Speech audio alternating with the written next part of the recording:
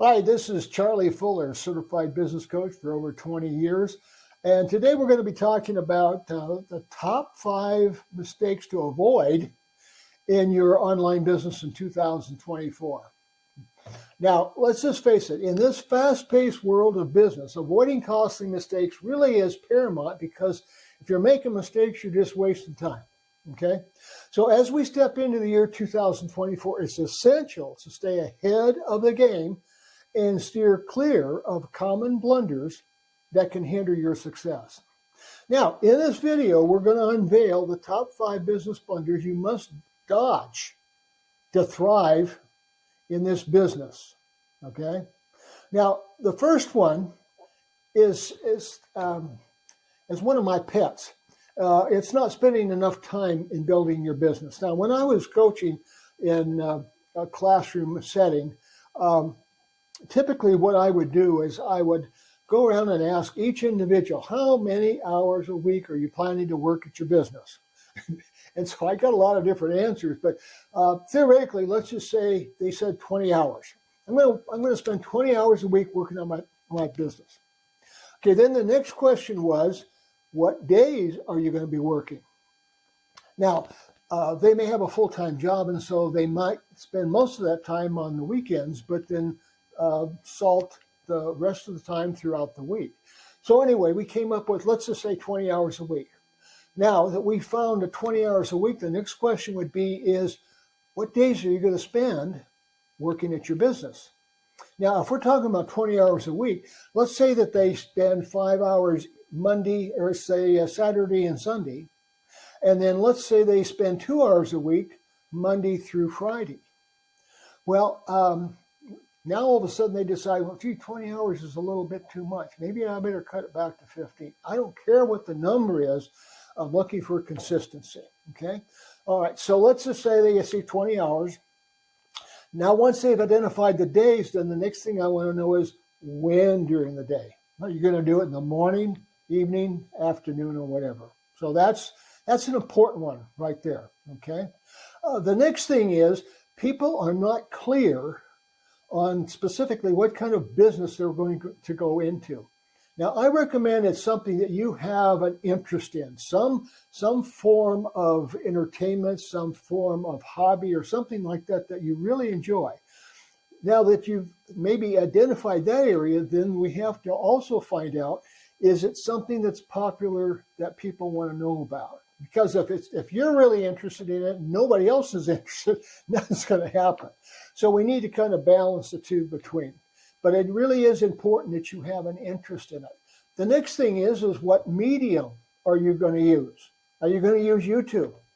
Are you going to use your email list? Are you going to use social media? So you need to identify that. Or you might just say, I'm going to use some of all of them. But that needs to be done.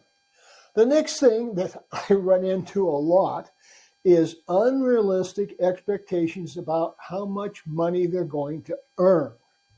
Now, if you go online to YouTube and you go on searching online businesses, you're going to find a lot of thumbnails that talk about earn $100 an hour, earn $500 a week or whatever this, and it's all about money.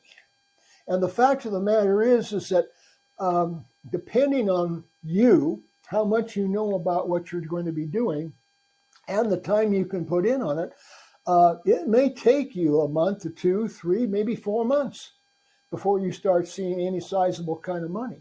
So don't go getting excited and about getting money right off the bat. It's something that's you're going to have to earn it.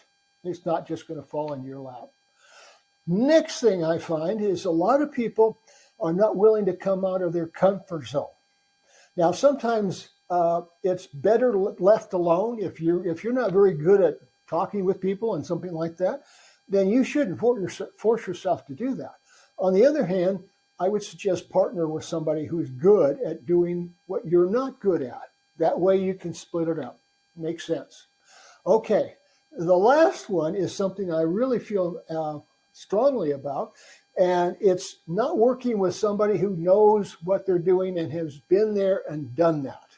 Okay, so and having been a coach, I can tell you I can accelerate somebody's success immeasurably just because I know about what to expect and what to do. So it's important, I feel, that you work with a coach or a mentor, somebody can put you on the fast track. Now, most people learn by tactile methods. That means that they learn by doing things. And so the thing is that you can watch a video. At the end of the video, you saw somebody do it.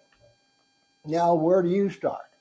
And so it's important to break that down into the little segments so you can get good at those segments and then start putting them together, okay? So I've had people coming to these seminars that I taught, and they would spend upwards of $10,000 for coaching, and it could be like for 6 months or something like that. But the fact of the matter is what we did, we walked them through the process, and then we would give them assignments that they had to do right there in class. And so they were given an assignment, they did got good at it, and then we went on to the next part. So it's really important to do that day by day, okay? Now, a lot of times, even though they've spent that kind of money, and sometimes people feel, hey, I spent this kind of money, I'm going to be successful, period. And the fact of the matter is, it all takes work. I don't care how much money you throw at it. It's like the government. They think that they can throw money at something and it's going to be successful. All right. And then I use this saying a lot, but when we talk about building a business, it's a lot like eating an elephant. And you all know what the answer is. It's a bite at a time. And so building a business is a block at a time. Okay, so just keep that in mind. Now, even though these people really wanted the success and felt they deserved the success, you got to do the work, okay? Now, by learning from these missteps, you can fortify your business foundation and ensure sustainable growth. That's so important, sustainable growth, okay? Now, also with a keen focus on innovation and adaptability. That's one thing we have to understand. With the internet, it's continually being innovated, moving forward. We got to keep up with that. And we have to adapt what we can use to help us build our business. And so by doing that, our insights will help you navigate the challenges of the modern business world. Now, whether you're a seasoned entrepreneur or maybe just starting out, the guide that we will give you will empower you to make informed decisions and avoid costly setbacks. So join us as we expose the common business blunders that you want to dodge in 2004 and beyond. It's time to take control of your business destiny and pave the way for a prosperous future. Now, in the following video, we'll give you some additional information. So this is Charlie Fuller. Thanks for watching, and we'll see you at the end. Building a successful online business is not an overnight task. It requires consistent effort, time, and patience. A successful business is like a well-tended garden. It needs time to grow and develop. Avoid this blunder by setting a realistic timeline for your business growth and dedicate the necessary hours to make it work. To avoid this blunder, conduct a thorough market research to understand what your potential customers need and how you can deliver it to them. Determine the best medium that suits your business model. Whether it's a blog, an e-commerce website, or a social media platform, choose wisely. Many people jump into online business with the expectation of making a fortune overnight. This could lead to disappointment and frustration. Avoid this by setting realistic financial goals based on your business plan and projections. Running an online business requires doing hard things like facing rejections, making tough decisions, and sometimes failing. It's part of the process. To avoid this blunder, cultivate a mindset that welcomes challenges and sees them as opportunities to learn and grow.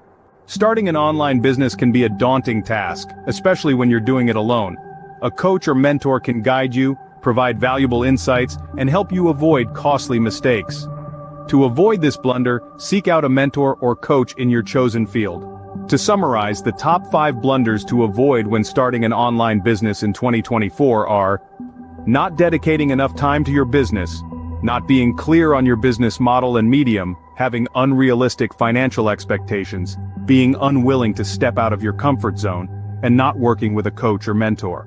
Avoid these blunders by dedicating the necessary time, conducting thorough market research, setting realistic financial goals, embracing challenges, and seeking guidance from a mentor or coach. Remember, every mistake is a lesson. But why learn the hard way when you can learn from others' mistakes? Avoid these blunders and you're on the path to building a successful online business.